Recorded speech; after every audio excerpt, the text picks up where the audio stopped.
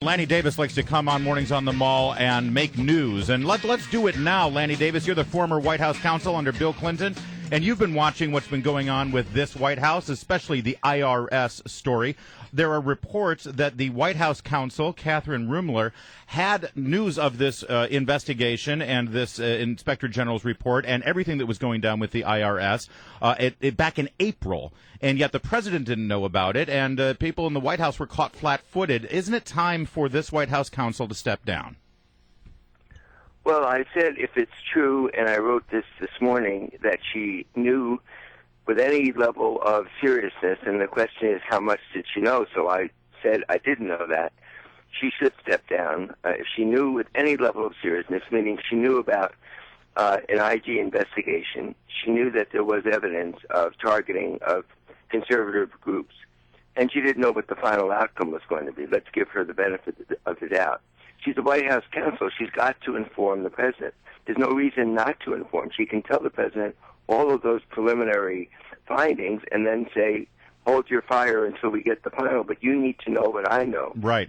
All right, Lanny, let me just... Why didn't she tell the president what she knew when she knew it? That is the question, and Jay Carney has confirmed that the White House counsel did know about this. Here's Jay Carney, a quick flashback to earlier this week. We found out about this or at least the counsel's office was notified about this investigation, this activity, potential activity, very broadly just a few weeks ago.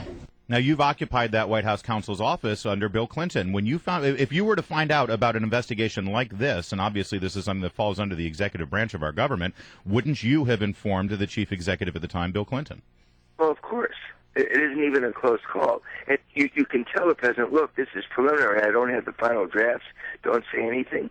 But you have to tell the president what you know. That something's up. The thing is, in this particular instance, she has to have a political and media antenna up in the air. What is it going to look like when this is probably the most significant controversy in all of the years of Barack Obama? This is the most important, far more important than Benghazi and everything else. You would think her political and media antenna would be just vibrating away, but in this case, she's looking at it as a lawyer would. I'm not going to say anything to the president until I have the final IG report. That's what Jay Carney said on television last night. I was literally in disbelief that he uttered those words as press secretary, that he wasn't informed, at least of a preliminary possibility that a nuclear political bomb's about to go off. Well, now I'm sort of confused about one thing, because the president was asked yesterday, did you know about the brewing IRS scandal? Actually, it was asked if the White House knew. If the White House knew. He said, did the White House know? And the president didn't really answer the question. Here's what the president said. I can assure you that I certainly did not know anything about the IG report before the IG report had been leaked through the press. So he seemed to suggest he didn't. The question was very specific. Did the White House know? He said, I didn't know about the IG report. What do you read into that?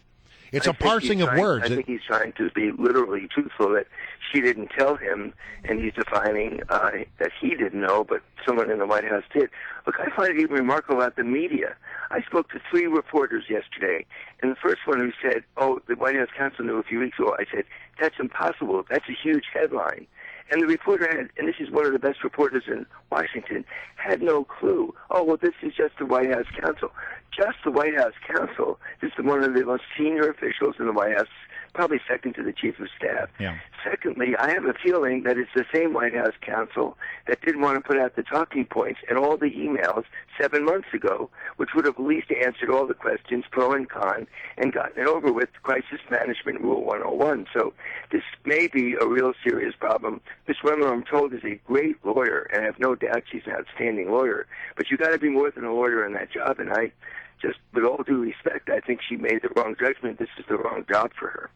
All right, Lanny Davis, let's pivot a little bit to something else that's brewing. And I know that when the president took office, you were very hopeful about his promises of transparency, openness of government, and getting the American people back involved in their government so there wasn't this suspicious feeling that the American people had about the government. And then you have this story about the Department of Justice issuing secret subpoenas and confiscating the phone logs of the Associated Press right there in the Capitol Hill offices. You know, I would love to hear your response on this and whether you think this is a major problem. Well, it is a major problem, but I don't think it's a problem that can be blamed on the president, because on this one, I think, again, his communications machinery organization within the White House failed him, but I don't think he could have interfered or announced a very serious criminal investigation. I take Attorney General Holder at his word. So he can't interfere with the investigation, but the communication shop can say to him, look, Mr. President, you can say I'm not going to comment on a criminal investigation, but I will tell you this. This is an unprecedented subpoena. It concerns me greatly, and I would just generally say that there better be a very, very strong reason to issue this kind of a broad subpoena against an organization that all members of the news media belong to the Associated Press. But Lanny, really quickly, I mean, I understand you're trying to absolve the president here, but he put the people in place that carried this out. Doesn't he have any accountability on this? Well, we don't know whether it's necessary. We don't know whether it was right or not. So he's got to protect himself. Remember, the president's not allowed to interfere with a criminal investigation after Watergate.